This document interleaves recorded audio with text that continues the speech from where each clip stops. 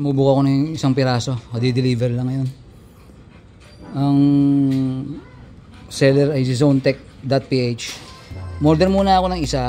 Gagamitin ko ito sa mga nakakahoy kong mga HDD or yung mga gagawin kong external drive.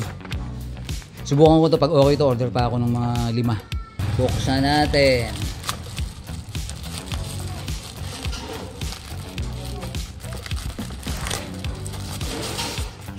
Kailangan din na kahit hindi ka content creator, hindi ka na gumagawa ng mga video, kailangan din buksan mo na may video.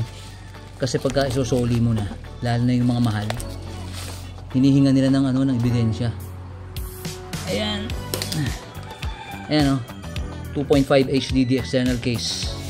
Case to eh. Ayan Ayan.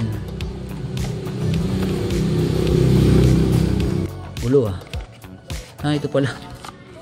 Ayun may kasama ng cable. Okay, subukan natin. Subukan na natin. Sarap Umura lang nito. Samantalang yung binili ko dating Orico, yung unang-una kong biniling ganito, ang mahal, 300 yata. Ito kaya lang naging 147 to dahil sa shipping fee. Kompleto na siya, meron na siyang cable.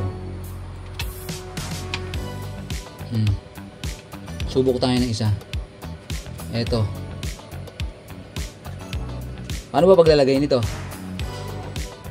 Ganyan lang Tatapat mo lang to. Ayan. Nakataligod na gano'n. Tapat mo dyan. Kusa na siyang papasok kasi sakto siya Tapos yung takip, yan. Ang brand nga pala nito ay Senda. Ayan Subukan natin, kabitan natin. Tignan natin kung makikilala ng ng computer.